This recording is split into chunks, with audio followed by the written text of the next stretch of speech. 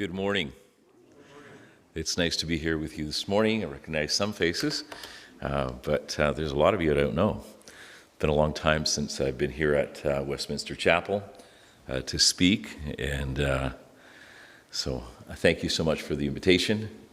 And it's Mission Sunday, and so one of the things that Randall mentioned to me is he serves as he represents Westminster Bible Chapel on the board of Daybreak Point Bible Camp, and then myself, I've been involved in Daybreak Point for many years. I served as a director for approximately 20 years, and then and before that, that was all assistant director and directing, and for 3 different camps actually, and for boys camp, Camp 4, and then a junior teens camp, Camp 7, and then I also did a couple of years for the college and career camp, and served in directing that camp and helping out.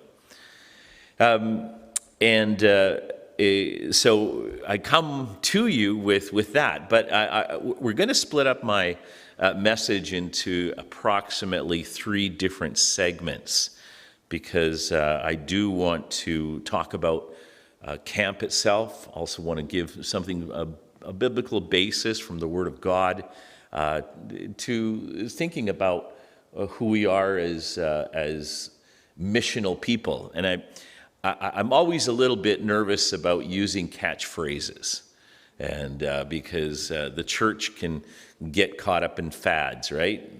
Like, for example, and they're good words, like the word community. We use it a lot, right? That's but 20 years ago we didn't use community, we used church, right? But now we'll say community, and that's fine. There's no biblical basis for or against it. But we have a responsibility to be mission-minded, and it isn't just certain ministries or certain people. It's all of us, and that means that you talk to your neighbor, and you have moments of conversation. I have a neighbor across the way. His name's Dan. Dan's a lawyer. I've been neighbors with him for probably 25 years, and we're the same age. And when they first moved to the neighborhood, he was married at the time. He's not married anymore, but they invited us over for housewarming, and someone asked what I did for a living, and I said, well, I'm involved in church work. I'm a pastor, and what was interesting is, like, I think he leapt from the kitchen into the and here we don't want to talk about religion, and so I was but you know what? I don't talk to him about religion, but I sure tell him what I'm up to, and I talk to him about my life and about what's important. His wife, at that time, she within about 4 or 5 years. Of that time, she had 2 fairly significant people pass away in her life. And who did she come to? Myself, to talk about it. So what it is that our lives have to reflect that, and have to be involved with that, and looking for opportunities where we can share the treasured message of Jesus. And so I just want to encourage your heart today that as you've made it clear that it's a mission Sunday, I want it to be complete in that. And so we're going to talk a little bit from the Word of God in the book of Ezra. And then the third thing is, I'm actually going to show you something that I hope you don't mind me, Randall, is I'm involved in a brand new project which is to do with Bible camp. And so gonna talk about that, so hopefully you'll enjoy it. I'm not going to take more than 2 hours, so I hope you don't. What? No, no. I'll try to be respectful of the time. But first of all, as all of us have struggled with COVID, we've struggled desperately, right? It's been hard. Great to come back in person and worship the Lord. And we know that there are people at home watching. And our desire is that all of us would be able to continue to serve the Lord in whatever capacity and however we can. And hopefully this time will be a distant memory in some time to come. But we are still dealing with it. But I've been involved in, as I said, in Anvil for quite a while. I've been on the board serving as vice chairman for Daybreak Point Bible Camp Society. And served in that capacity probably for about 17 years. And so I've been involved in that. And so we have a lot of great things going on. And one of the things that we're really grateful to the Lord is that we've been able to keep functioning, keep our employees. We have 3 employees that are part of Daybreak Point Bible Camp, and the Lord has been faithful, and we've been able to continue to pay them. We did get some support from the government, but we're able to use some of that subsidy and pay it back. And so we've been very fortunate and very grateful. Other camps had to lay people off, and there's a number of different things that happened there. But we were able to do that. We've completed a few projects. One of them was a road that we did, and if you arrive at camp now, it's if you go into the boat dock area, there's a whole road and a place where you can turn a vehicle around, and then they're redoing that. We're also looking at getting a new dining hall, and there's some very preliminary architecture that has been developed for that, and hopefully that will come in a little bit. But and I've seen some of the design, and so I'm looking forward to seeing what's going to happen with that. We are blessed, and so this last summer, I had kind of put my director's shield up and said, I'm retired. I'll just go up on a work crew, wash a few pots and stuff like that. That's what I did for the last 4 or 5 years, and then this summer I got a phone call from our administrator Shannon Fenton, and Shannon she says. They're looking for someone to direct one of the camps. And I said, I don't think I'll, no, I said, get someone that's younger. And, there's lots of people. Well, the people that would usually direct certain camps were saying, no, I won't do it. So I ended up directing the senior teens camp. So that's the 4th camp that I've directed at Anvil Island. So I quickly, and this was about the month of June, and it was I had the first camp out of the gate. We did 4 camps.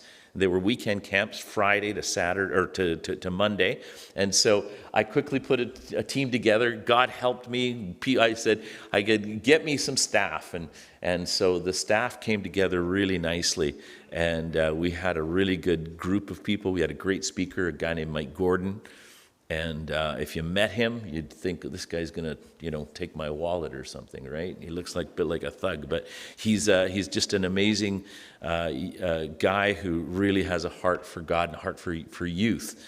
And so he spoke at a couple of our camps and just spoke about and really ministered to the needs. What did we find? We found and we opened up the camp for registration, all 4 camps, and they sold out probably within about 5 minutes. It was amazing. Our website had a few glitches, and amazingly, the camp really came together very well. Not only our camp, but the subsequent camps, and we had to keep certain obviously COVID protocols and although I'll tell you, by about Sunday night, all those protocols were gone because we figured after 2 days the kids were, no one was contagious anymore. We didn't think so anyway. So much to our chagrin, they all kind of jumped together and started singing. But what we noticed is that kids needed it. I said to some kids, I said, well, so where do you go to church? I don't know. Parents had stopped going to church. We found that there were a bunch of our staff that just said, I just needed this so much. And it was an amazing thing that God protected all 4 of the camps, not only the camp that I was privileged to direct, but it was amazing how God helped us in that time. Now, what I've done is I've brought along a video, and we're going to show the video of the camp itself. It's about a 4-minute video, and that we actually gave to the kids, but you'll be able to see what it was all about. And so enjoy, and then I'll be back.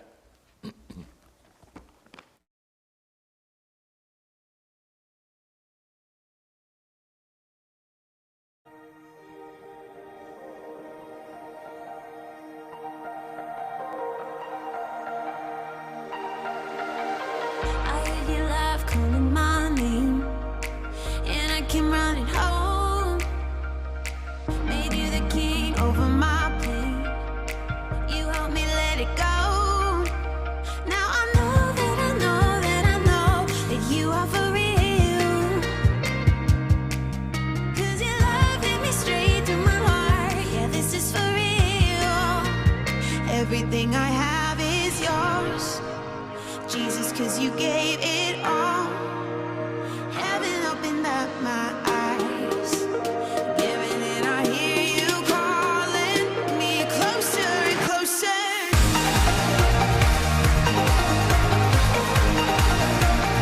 Everything I have is yours.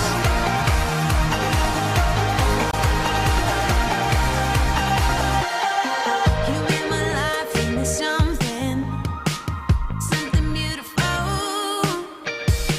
No looking back to the old me, no matter what I feel. Now I know that I know that I know that you are for real. 'Cause your love hit me straight to my heart. Yeah, this is for real. Everything I have is yours, Jesus, 'cause you gave it all. Heaven opened up my eyes. Now I see that you are God. Everything I have is yours, Jesus, 'cause you gave it all.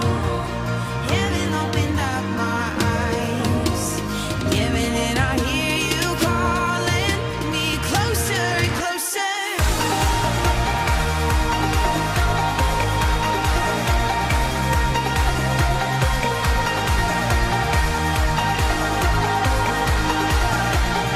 Everything I have is yours, Jesus, 'cause you gave it all.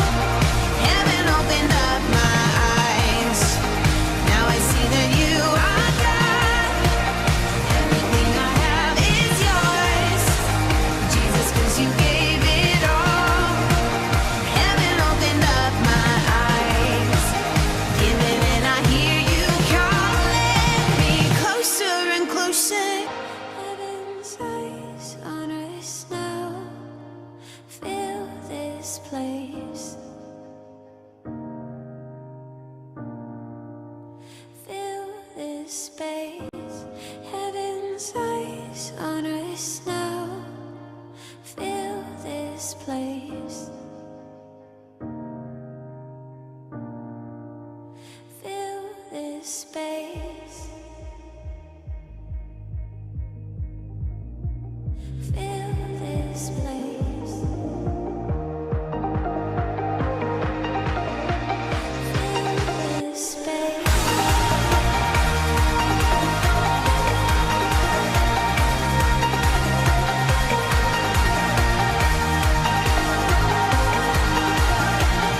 Everything I have is yours, Jesus, 'cause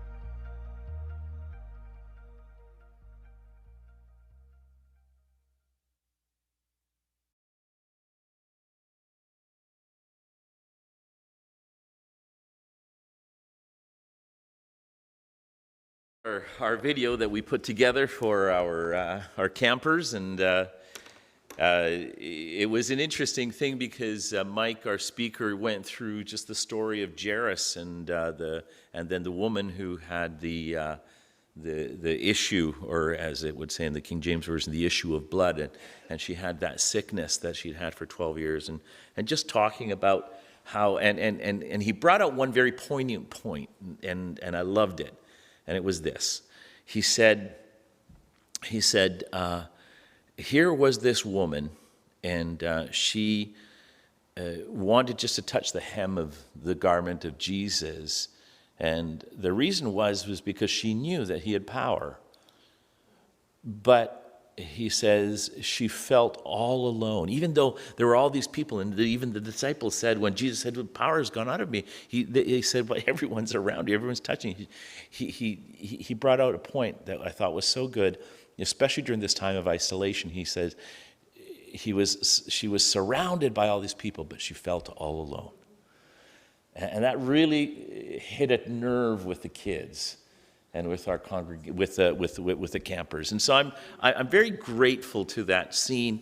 And we had one girl who made a profession to trust Jesus and to follow him. We're very grateful for her and just her desire. And then we had a lot of kids that went back home, and we received notes from parents saying, thank you so much for touching their lives. And it's not just the camp that I was involved with, but other camps as well. And so what I want to encourage you is that with regard to Daybreak, want to encourage you that this summer we saw God work.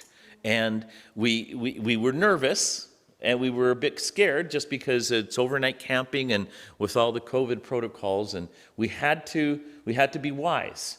And we had two kids that actually couldn't come to camp. I got phoned early in the Friday morning, and they couldn't come, and that's because they'd been exposed. And the girl and the father really tried to see if we could really bend the rules, and I just said we just couldn't. And this girl, she was marking off the days on her calendar to come to camp. It was just heartbreaking. Fortunately, she was able to go to the fourth camp of the summer, but her brother was unable to. But it was such an interesting camp because we had a bunch of kids that had missed last year, right? And so because they had missed the year before, they felt like they had missed out on that final year of camp. We had one guy, he fit into the age group. The guy was going into second engineering at UBC. So and he was a camper, Then the next week, I think he went up as a cabin leader or a worker. And so, but he was such a great guy, and he was like actually having another worker because he was just mature and helped us. And we are just so grateful. And so we know that Westminster Bible Chapel is part of the Daybreak Point Bible Camp Society. We really appreciate your support, your help. Camp does something. It changes lives. It's transformational. And so I just want to encourage you to continue when you can to give and of your time. If I know that some go up and go up in the men's work week. Some give on a regular basis, and also you pray for the camp, which is the most valuable thing. And we hope that you continue with that. Hopefully we'll be able to have our annual banquet. We've missed it for a couple of years now, for a year, at least two of them. And so we're going to hopefully have one in May, and you'll get information about that. So thank you so much. Put up the first PowerPoint there, if you could. That would be great. And if you could turn with me to the book of Ezra, take a look at Ezra. Now, you might think, well, hold on, this is missions and Bible camp, and I hopefully it'll piece together. And if it doesn't piece together, come up and tell me after and say it didn't make sense, okay? I don't mind. Constructive criticism is good. But the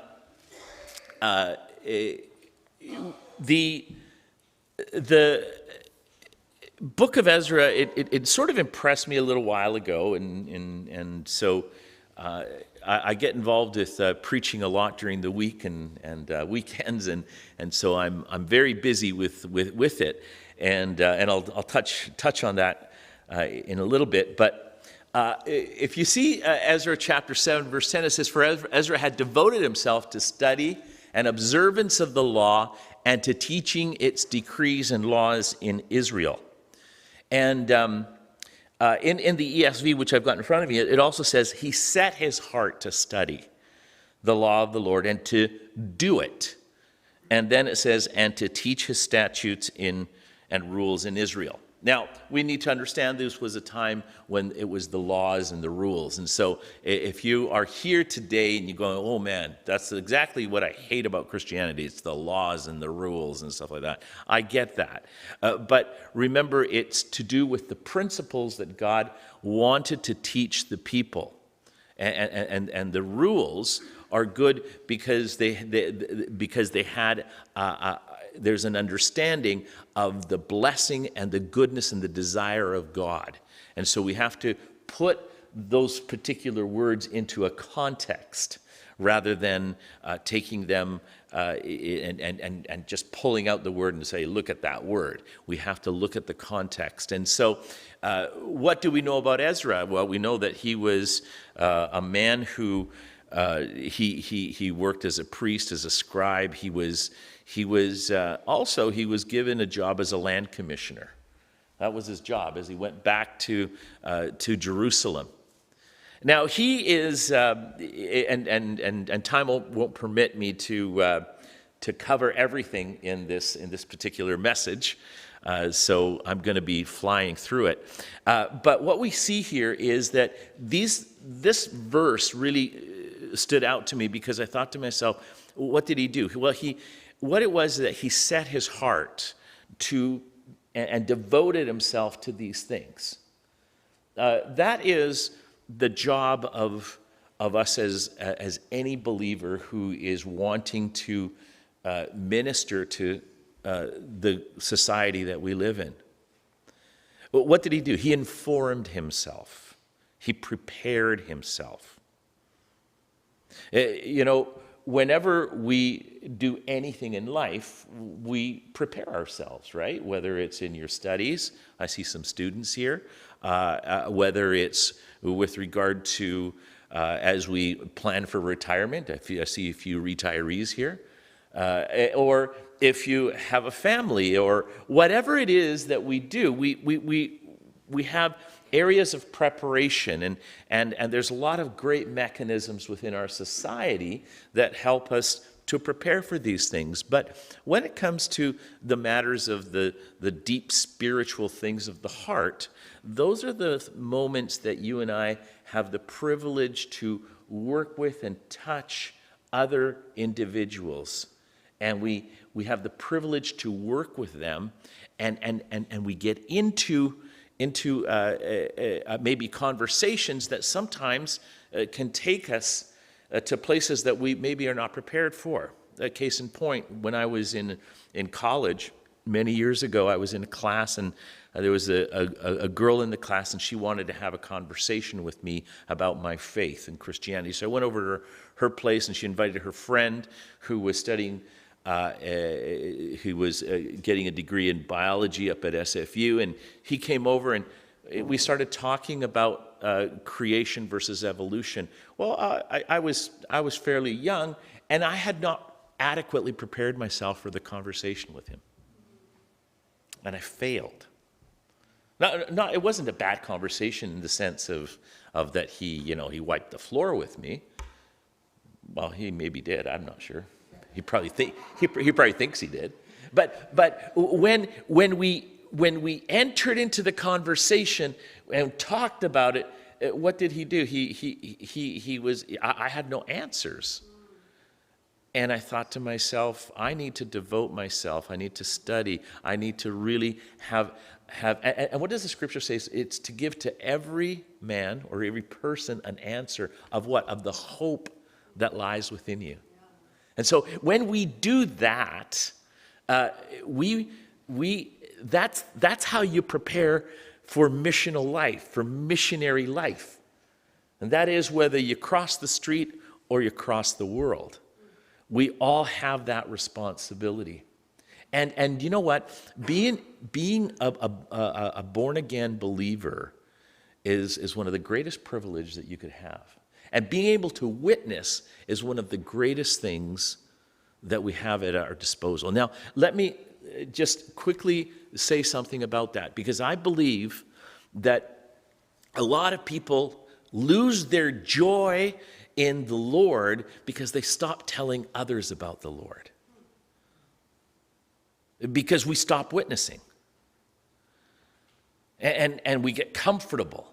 Now, I'm not saying that I have, a lot of you know Ron Edgecombe, right? And Ron is a character, right? The guy, he'll get in an elevator and he goes, "Hey, do you know Jesus?" Right? And the person, "Well, I'm in an elevator. How can I answer you?" Right? And that boldness is amazing.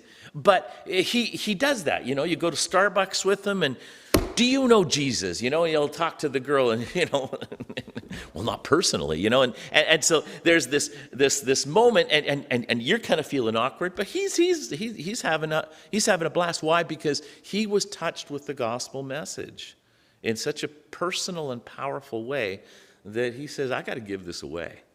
And the more we give it away, the less we'll be preoccupied about ourselves. I believe churches that stay together in unity is because they're gospel-centered. That means they're Christ-centered. And then they're dispensing the message. Then they're not fighting about the color of the carpet, or whether it's a baby grand or a grand piano, and other insignificant things that can actually hurt a church. So I just want to encourage you that it starts with that. And that's what Ezra did. Now, as you can see, this is a whole message. And I've just got it, but we can't go through it all. But I'm just going to look at these points. And first of all, if you read in chapter 8 of Ezra, there's a whole genealogy of them. And then he gathered all the right people. And it tells us there that let's jump in at verse 15. It says, "I gathered them to the river that runs to Ahava, and there we camped 3 days. As I reviewed the people and the priests, I found there none of the sons of Levi. Then I sent for Eleazar," and then he mentions a bunch of people, and sent them to Iddo, the leading man at the place Casiphia, telling them what to say to Iddo and his brothers and the temple servants at the place Casiphia. Namely, to send us ministers for the house of God.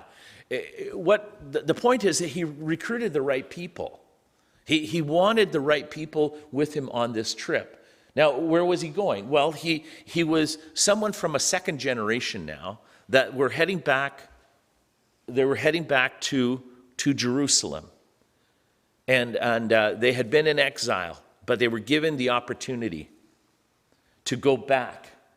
And so he put together the right people. He did the right things. Now, how do we do that? How do we translate that? Now, it doesn't mean that, Larry Reimer sits at the front door there and says who can come in and who cannot, right?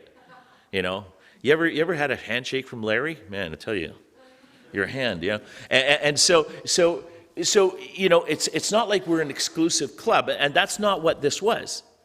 But what it was is that he said we're missing, we've got these women, children, we've got family, heads of families, but we don't have those servants of the house of the Lord. In other words, he said we've got to have a good, balanced group of people to move forward. We need all kinds in the family of God. And some of them are not going to be maybe someone that you really like or enjoy, but if they're in God's family, they're with you. And so what it is that he was looking for people who had what? Were they the good-looking ones? Would they have lots of money? No, he was looking for the people, it says there, the servants that would come, ministers for the house of our God. And so that's what he says. And then it's interesting. We see in verses 21 to 23, which I think is a key point here. "Then I proclaimed a fast there at the river Ahava, that we might humble ourselves before our God, to seek from to seek from him a safe journey for ourselves, our children, and all our goods. For I was ashamed to ask the king for a band of soldiers and horsemen to protect us against the enemy on our way, since we had told the king, the hand of our God is for good on all who seek him, and the power of his wrath is against all who forsake him. So we fasted and implored our God for this, and he listened to our entreaty. Okay, what did they do? Now listen. They started this trip in April, and they arrived in August to Jerusalem. They walked all that way. Walked up the river Euphrates, 5,000 of them. Now, you walked during those days with a group of 5,000 people. You were subject to maybe some sort of an army or someone coming in and causing some damage. But he said to the king, he says, no, we're not going to ask for any protection. We're going to trust God and have faith. And that's what he says. And now, if you're planning to go on a lengthy trip, are you going to fast for 3 days? You know, I want to deplete my energies, right? No, you want to bulk up. But they fasted. They humbled themselves. They focused in on the Lord. It's similar to our whole concept of witnessing. It's about focusing in on God so that the job at hand can be done effectively with humility and properly. And so that is something that is outstanding. Now, what we see here is that they go, and he says, the hand of our God is for good on all who seek him. And so Ezra had that background from verse 10, remember, of chapter 7? He devoted himself. He was devoted to God. He knew what God wanted and desired. He was able to lead and direct and guide and even make some interesting choices, like having a 3-day fast. And then finally, he committed some people to responsibilities. Look at what they had to take.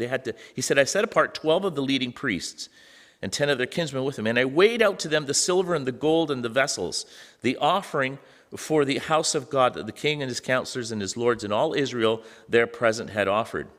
And then it weighs out 650 talents of silver vessels, 200 talents, and worth 200 talents, 100 talents of gold, 20 bowls of gold worth 100 derricks, and 2 vessels of fine bright bronze as precious as gold.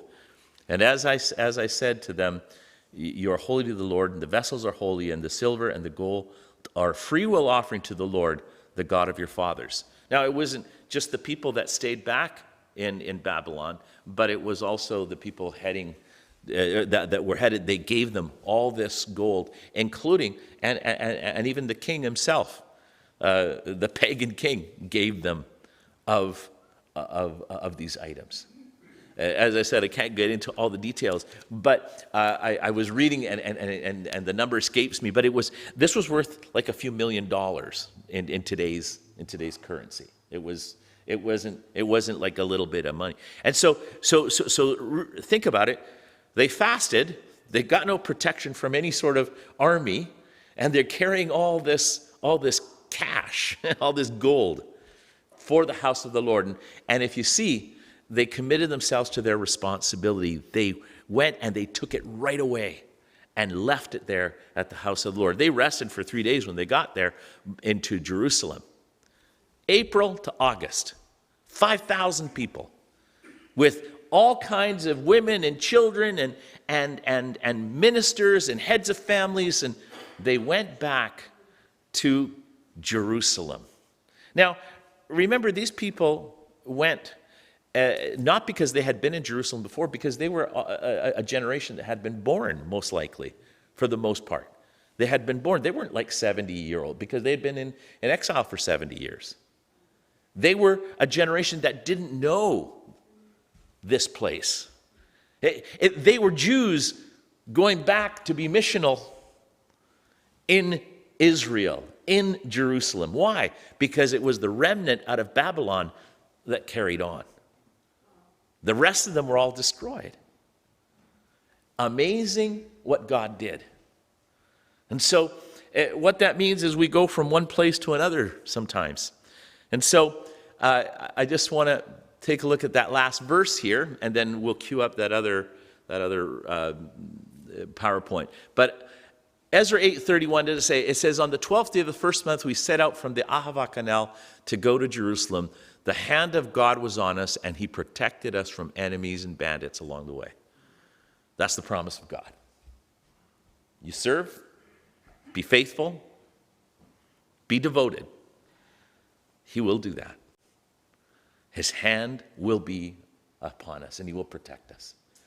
Now, it's easy for us to kind of, say these words and whatnot, but maybe I'm speaking to someone who's you're going through something right now, and maybe you're thinking, I need to step forward in faith. Well, here the word is telling us, let's step forward in faith. We need to get around our brothers and sisters and encourage them, whatever it might be, Now it might be a job, or it might be education, or it might be marriage, it might be whatever. It might be even to do with our kids. We need that. We need that faith. And so part of our job is to do what God asks us to do. So I just want to encourage you with that. I'm going to finish off with something kind of, and Randall, this is where I took liberty. I hope you don't mind, bro. Some of you may or may not know this, but I was born and raised in South America. I'm a missionary kid, and my parents have passed away, and we have been part of a work in the country of Chile. And so I've carried on during this time. It's been fantastic with Zoom. I've been preaching about twice a week, 3 times a week in Spanish down in South America. In fact, this morning, on a Sunday morning, I get up around 6 o'clock to get to my office and do and we run a Sunday school, and with a bunch of little kids and the kids from different countries, all in Spanish and stuff like that. It's been just fantastic, and I've just really enjoyed that, and being able to minister to these kids. And so I switch between an adult Bible class and youth, and we split it up into the breakout rooms, and we have different classes. So it's been a lot of fun. It's been really great, and we've been able to see a lady become a believer, a follower of Christ.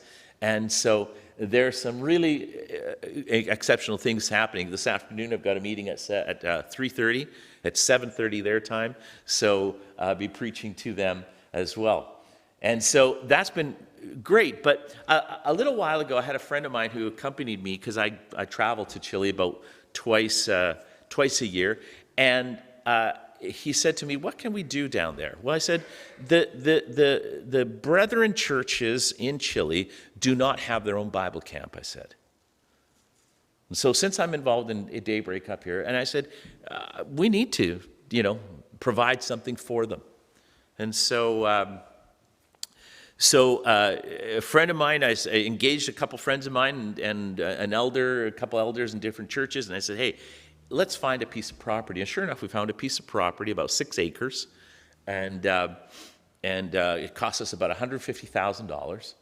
And a gentleman came along and donated that to us. So we were able to buy out the land in full title. And so what I did was I just want to show you what it is and where it is. And it's a project that actually started during COVID. So we were able to purchase the land, and this was really where it is. You will have no clue where that is, so I'm not even going to try to explain. But this is the property, and so it's in. It looks like the Okanagan and or Northern California, because that is the weather type there.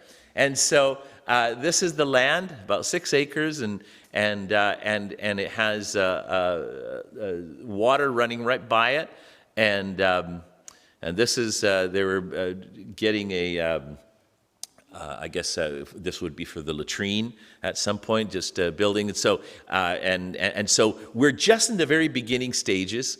And so all these families went, and they try to go there on Saturdays and work, just like Daybreak Point Bible Camp Society. It started out, and that's how it was. And even to this day, sometimes there are work crews that go up on a Saturday to help. Well, this is what's going on there. And so this is Annville is about 80 years old. This is, a year old.